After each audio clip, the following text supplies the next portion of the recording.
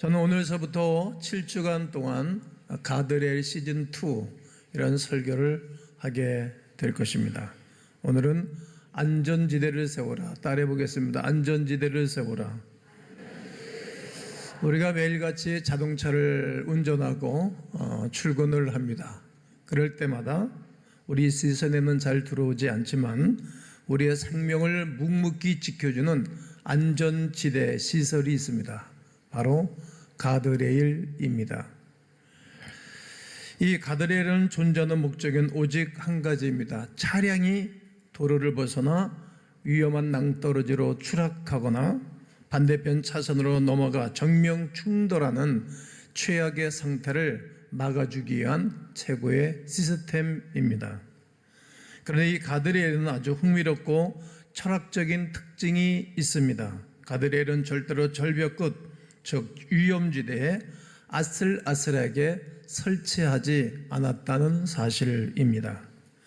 만약 낭떠러지 바로 직전에 가드레일을 세운다면 차가 미끄러지는 순간 그 충격을 이기지 못하고 가드레일과 함께 절벽 아래로 추락하고 말 것입니다. 그래서 가드레일을 위험지대가 아니라 아직은 운전자가 차를 돌이킬 수 있고 통제할 수 있는 그런 여유 공간, 즉 안전지대에 설치를 합니다. 가드레일에 부딪히면 쿵 소리가 나고 자동차 차체가 찌그러집니다. 수리비가 나오는 작은 상처와 대가를 치러야 합니다. 그러나 작은 충돌과 상처가 인생이 완전히 파멸되는 거대한 재앙으로부터 운전자의 목숨을 건져냅니다. 이것이 가드레일의 원리입니다. 더 큰 재앙을 막기 위해 안전지대 안에서 기꺼이 작은 충격을 이용하는 것입니다. 아주 잘하는 것입니다. 그러나 우리가 살아가는 2026년도 오늘날의 세상 문화는 우리에게 가드레일을 세우지 말라고 속삭입니다. 오히려 가드레일은 답답하고 자유를 구속하고 거추장스러운 철장이라 조롱하고 우리에게 미혹합니다. 바닥에 벌어진 얇은 페인트 선 하나면 충분해. 법만 안 넘기면 되는 거 아니야? 들키지 않으면 괜찮아. 적당하게 인생을 살면 되지. 뭐 그렇게 번거롭게 살라고 하는가? 내 감정이 원하는 대로 하면 되지. 내가 행복하면 되는 거야. 남이 살든 죽든 남의 신경 쓸 게 뭐 있어. 나 이제 행복하면 되지. 행복하다고 느끼는 순간까지 낭떠러지 끝에 바짝 붙여서 한번 인생을 즐겨봐. 네가 원하는 대로, 네 감정이 원하는 대로, 네 말초 신경이 원하는 대로, 네 생각대로, 네 마음대로 해봐. 오늘날 대한민국 사회를 장악한 도덕적 상대주의입니다. 절대적인 진리를 없다면 내가 좋은 것이고 진리라고 말하고 가치관이 성도의 안방과 일터, 심지어 교회 안까지 깊숙이 파고들어와 우리를 불편하게 하고 얼굴을 찡그리게 하고 이거 뭔가는 잘못돼 가는데 이런 아픔을 노래하게 합니다. 자와 우, 남자와 여자, 이 세대와 다음 세대, 극단적인 갈라치기와 갈등 속에서 사람들은 전부 다 자신이 믿고 싶은 알고리즘에 갇혀 타인을 향한 분노와 혐의를 키워냅니다. 너는 잘못됐고 나는 잘됐어. 너하고는 나하고는 상대적으로 달라. 함께 교제하거나 함께 있고 싶지 않아. 그리고 자기 멋대로 나아가는 것입니다. 이런 시대적 홍수 속에서 많은 그리스도인이 나는 선을 넘지 않을 수 있어 자기 통제력의 환상에 빠진 채 살아갑니다. 아무런 영적인 안정장치 없이 위험한 절벽 끝에서 아슬아슬하게 줄타기 하는 것처럼 살아갑니다. 머리로는 신학적 지식은 가졌으나 삶을 바꾸는 생명력은 상실한 채 영적인 무기력 가운데 허덕이고 헤매고 살아갑니다. 이것이 바로 2026년 한국교회 성도들이 마주한 차가운 현실이라 생각합니다. 인생의 위기 순간에 도로바닥에 칠해진 페인트 선은 결코 미끄러지는 차를 막아주지 못합니다. 마찬가지로 이 정도는 죄가 아니야. 스스로 위안 삼는 도덕적 타협에서는 영혼의 추락을 막아내지 못합니다. 사도 바울은 2000년 전에 오늘날 못지않게 도덕관념이 붕괴되고 성적 타락과 도덕적 타락, 그리고 우상 숭배와 이 성적 문란이 상식처럼 통행하는 거대 도시 에베소서 성도들 향해서 고민하며 이 편지를 써내려가고 있습니다. 어떻게 수많은 함정과 영적 낭떠러지 속에서 인생을 파멸시키지 않고 하나님의 백성답게 살아갈 수 있을까? 하나님의 백성답게 걸어갈 수 있을까? 온전한 하나님의 백성으로 살아낼 수 있을까? 많은 고민을 하였을 것입니다. 이처럼 바울은 오늘 본문을 통해서 우리 삶의 안전지대 안에 반드시 매설해야 할 강력한 영적 가드레일의 원리를 선포하고 있습니다. 오늘 주신 말씀을 통해 우리 영적 주파수를 우리 하나님께 고정하는 귀한 시간 되시기를 주님의 이름으로 축복합니다. 지혜 없는 자가 아닌 지혜 있는 자같이 행하라. 읽으세요. 시작. 그렇습니다. 주의력의 가드레일입니다. 오늘 15절을 읽어드리겠습니다. 그런즉 너희가 어떻게 행할지를 자세히 주의하여 지혜 없는 자같이 하지 말고 오직 지혜 있는 자같이 하여. 바울은 너희가 어떻게 행할지를 주의를 기울이고 살아가라고 말합니다. 여기서 행할지에 해당하는 헬라어는 페리파테오라는 단어인데 의미는 걷는다 이런 뜻이에요. 따라해 보실까요? 걷는다. 우리가 걸을 때 막 걸어가지 않잖아요. 눈을 부릅뜨고 어디다가 발을 내디뎌야 하는지, 어떻게 방향 시선을 잡아야 되는지 주의 깊게 걸어갈 것입니다. 인생이라는 길을 걸어갈 때 발걸음을 어떻게 걸어가야 되는 것입니까? 눈을 크게 떠야 되겠죠. 그리고 자세도 정자세를 해야 되겠죠. 자세히 주의하여 살피라는 말입니다. 마치 오염이 가득하게 깔려있는 그런 도로 위를, 마당 위를 걸어갈 때 조심해야 되겠죠. 이게 연상이 떠올랐어요. 어렸을 때 우리는 마당이 있는데 비가 오면 마당이 이렇게 흐물흐물해지잖아요. 장마철이 곧 돌아올 건데, 그럼 닭들이 나와서 닭똥을 싸놓고, 돼지도 나왔다고 싸놓고, 개도 나와서 똥을 싸놔요. 그러면 이게 치우지가 못하니까 여기저기 똥이 있어요. 잘 보지 않고 그러면은 쓰레빠 신고 있으니까 쓰레빠에 툭툭이 똥이 떠올라가지고 똥 묻어요. 자세히 걷지 않으면 똥 묻는다고. 이렇게 한 발 한 발을 조심해서 걸어가야 하는 것입니다. 주의 깊게 살피지 않으면 대가를 치러야 하는 위험구역이 일상에 널려 있다는 뜻입니다. 우리는 인생의 수많은 풍파를 지나오며 나름대로 경륜과 경험을 쌓아왔습니다. 연대 맞게 말이죠.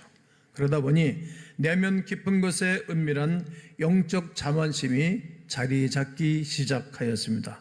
내가 신앙생활 몇 년 했는지 알아? 그래도 내가 오늘까지 수없는 많은 일들을 겪었다고. 내가 직분이 뭔데 내가 그런 유치한 죄에 넘어가지 않아. 나 그렇게 만만하고 쉬운 사람이 아니야. 나는 그 선까지는 가도 언제든지 내가 브레이크를 쿡 밟고 탁 돌아설 수 있어. 그러나 성경은 지혜 없는 자의 특징이 바로 부주의와 방심이라고 가르칩니다.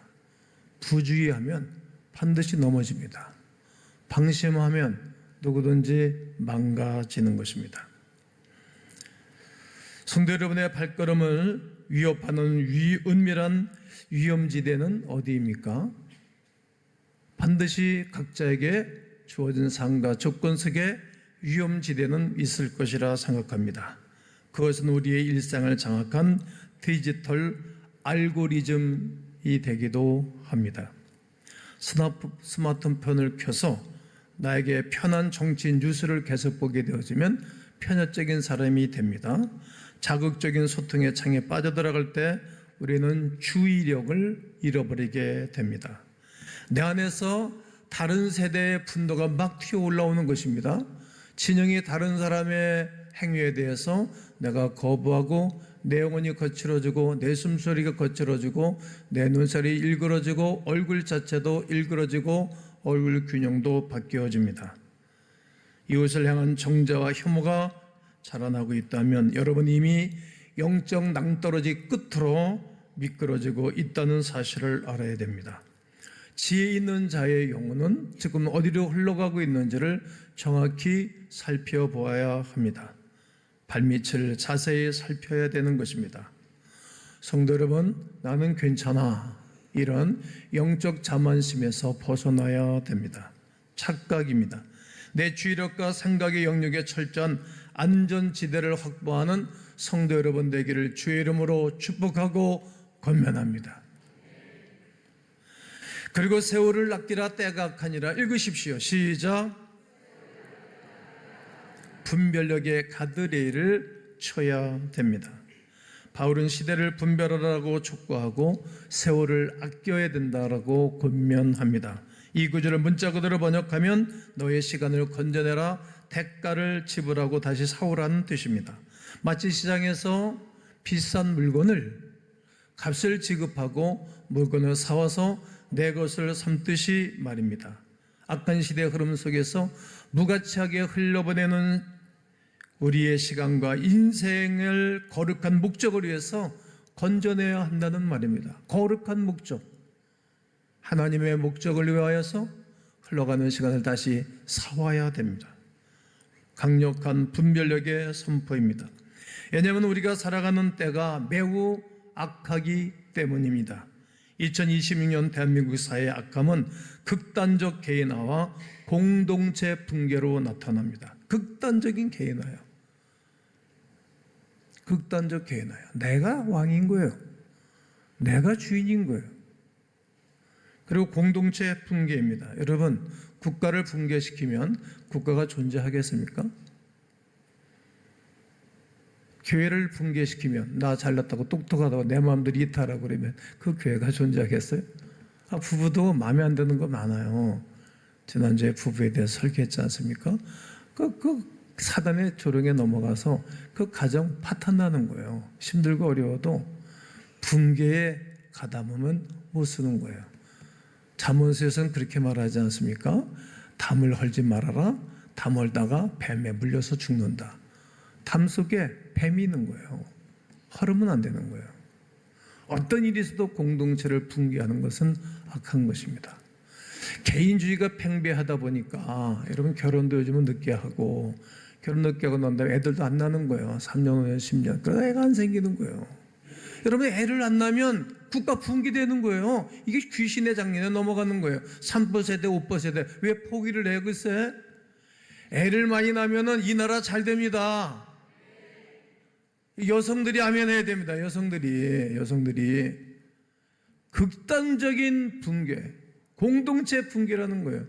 이렇게 계속 가게 되어지면 대학도 3분의 1이 문 닫아버리고 지방이 문 다 닫아버리는 거예요.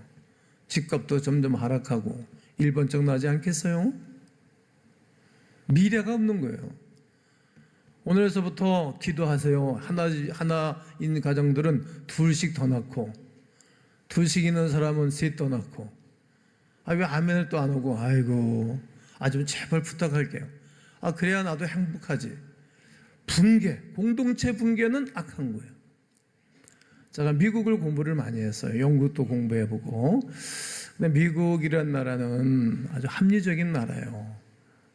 거기는 이제 자기 나라에서 태어나서 해외를 한 번도 안 간 사람들이 3분의 2예요. 그리고 백인들은 애를 7명, 6명 낳은 집들이 많아요.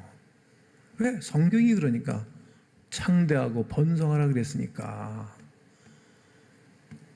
그리고 아이들을 그렇게 귀하게 여기고 하나님의 영광을 위해서 자녀를 길러내는 것입니다. 그러니까 세계적인 나라가 되는 거예요. 그럼 미국에 유학 들어와 있는 아이들을 자기들이 용병을 삼는 거예요. 아주 죄송하지만 우리 아이도 좋은 대학을 나오고 명문을 대학원을 다녔는데 그냥 자기들은 돈 하나도 들이지 않고 유학비 다 받아가면서 그냥 시민권 줘가지고 인재들을 공짜 부려먹잖아요. 그런 전략을 우리나라도 가져야 됩니다. 반드시 가져야 됩니다. 바꿔줘야 됩니다. 이렇게 한국 사회의 악함은 두 가지예요. 극단적 개인화와 공동체 붕괴입니다. 최근 몇 년간 한국 교회는 수많은 스캔들과 침체로 신뢰가 바닥에 떨어졌습니다. 그 결과 많은 성도들이 피곤하게 생각하는 거예요. 사람들과 부딪히며 교회 공동체에 깊이 관여할 필요가 없다. 유튜브로 설교 영상을 찾아보고 나흘로 골방에서 신앙생활을 하면 돼. 이른바 구독형 크리스찬, 공동체가 없는 고립된 신앙을 트렌드라고 말하는 세대가 됐습니다. 세상 문화는 이를 합리적이고 효율적인 선택이라고 포장까지 해놓았습니다. 그러나 여러분 꼭 기억하십시오. 고립은 사탄이 우리를 삼키기 위해 사용하는 가장 전형적인 낭떠러지와 같은 것입니다. 혼자 서 있는 양은 사자의 쉬운 사냥이 되기 때문입니다. 사자의 밥이 되는 것입니다. 시대를 분별하는 가드레일이 필요합니다. 편하게 신앙생활하고 싶은 생각, 유혹, 사람에게 상처받아 숨어버리고 싶은 자아 앞에 멈춤의 가드레일을 치셔야 됩니다. 딱 멈추셔야 합니다. 나홀로 편하게 지내고 싶은 유혹이나 나 정도면 넉넉히 신앙을 유지할 수 있어, 이런 생각은 금물입니다. 내 인생의 시간을 세속의 흐름에서 건져내셔야 합니다. 상처가 있고 아픔이 있어도 성도의 교제가 있는 예배로 오셔야 됩니다. 그리고 소그룹에 오셔서 서로 하나님의 내재, 성령의 내재성, 하나님의 임재를 느끼며 서로 살아가야 합니다. 내 삶을 강제로 메워두는 분별력의 가드레일 안에 여러분들이 있게 되시기를 주의 이름으로 축복합니다. 술 취하지 말라 이는 방탕한 것이니 통제권의 가드레일입니다. 오늘 5장 18절 상반절 읽겠습니다. 시작. 술 취하지 말라 이는 방탕한 것이니.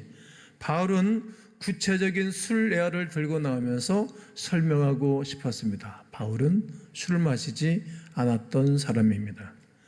성경이 술 취함을 엄히 경고하는 본질적인 이유가 있습니다. 꼭 술을 드셔야 머리가 청명해지고 술을 드셔야 인간관계를 잘한다면 마셔도 지옥 가지는 않으니까 상관이 없다고 생각합니다. 그러나 술을 마시게 되어지면 통제권을 다른 사람에게, 다른 것에게 송두리째 넘겨주는 것입니다.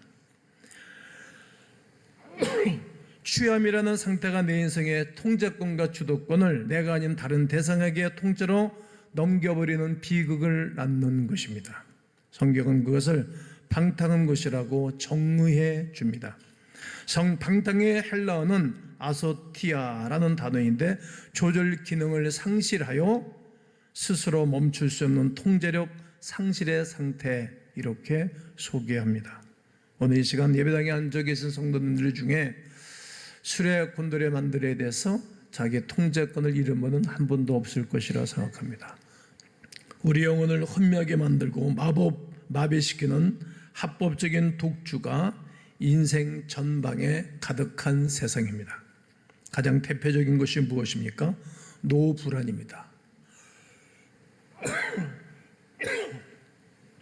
노후불안 때문에 많은 분들이 불안해합니다. 그러나 차곡차곡 준비하십시오. 많은 분들을 만나면 매우 불안해하는 분들이 계십니다. 그리고 기도하십시오. 그리고 자산 격체에서 밀려오는 경제적 불안입니다. 이제는 국가를 위해서도 기도할 때 나의 삶을, 내 노후를 책임져 주는 그런 나라 되도록 기도하셔야 됩니다. 미국은 가난한 사람도 밥 먹고 살 수 있도록 보장을 해주는 것입니다. 그것이 선진국이기 때문입니다. 또 경제적 불안과 투자 중독입니다. 포모 증후군입니다. 코인, 주식, 부동산에 영끌에서 뛰어들지 않으면 나만 벼락거지가 된다는 세상의 공포 마케팅에 취해 가상의 숫자를 바라보며 염려와 탐욕으로 밤을 지새우는 그러한 성도들이 많습니다. 적당히 하셔야 합니다. 너무 큰 욕심을 내면 오히려 해가 되고 행복을 잃어버리기 때문입니다. 돈에 취하고 성공에 취하고 세상의 안락함에 취해 인생의 운전대를 탐욕에 넘겨버린 상태가 바로 바울이 경고하고 있는 술 취함의 상태라는 사실을 꼭 기억해 주시기 바랍니다. 이 욕구와 불안은 절대로 채워지지 않습니다. 채울수록 더 거대하게 자라납니다. 깊은 바다를 그 어떤 것 가지고 메꿀 수 없는 것처럼 인간의 욕심은 메꿀 수 없는 것입니다. 마침내 파멸, 가정, 파멸의 구덩이로 몰고 갑니다. 남들도 다 그렇게 산다. 남들도 다 그렇게 삽니다. 그래 나도 그렇게 따라가야 됩니다. 아닙니다. 절제가 반드시 필요합니다. 과감하게 페인트 선을 지워버리셔야 됩니다. 내 인생의 통채권을 세상의 불안에 넘겨주지 않겠다는 단단하고 강력한 통제권의 가드레일을 여러분의 재정과 일상에 채우시기를 주님의 이름으로 권면합니다.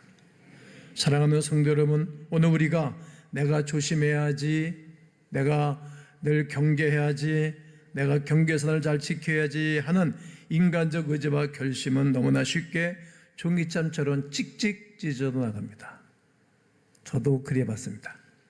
우리 주변에도 그런 분들이 너무나 많이 있습니다.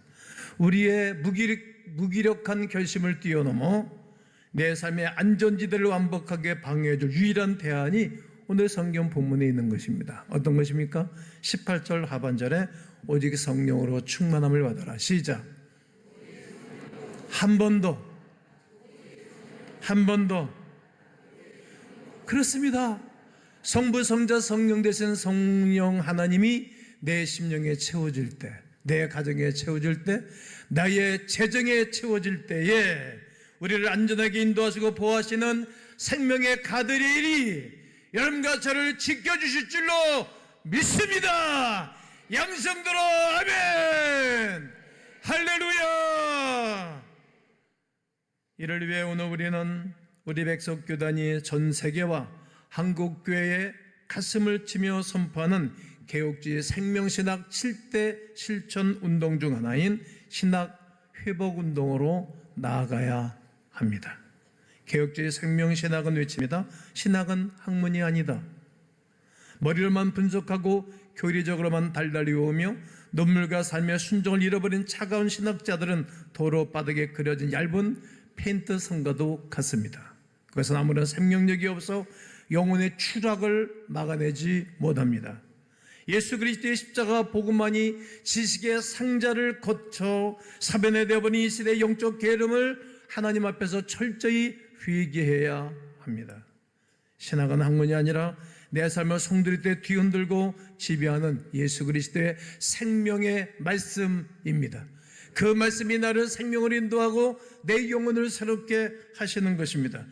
성경의 지식을 아는 데서 멈추지 않는 것입니다. 그 말씀을 내 일생의 안전지대 구체적인 행동의 기준으로 세워내는 생명의 가드레일로 바꾸셔야 됩니다. 살리는 것은 영이니 육은 무익하기 때문입니다. 그러므로 이렇게 외치셔야 됩니다. 따라하시겠습니다. 주여, 지혜 없는 자가 아닌 지혜 있는 자가 되게 하옵소서. 주여, 세월을 아끼며 분별력의 삶을 주옵소서. 주여, 방탕함을 멀리하고 통제권의 가드레일을 주옵소서.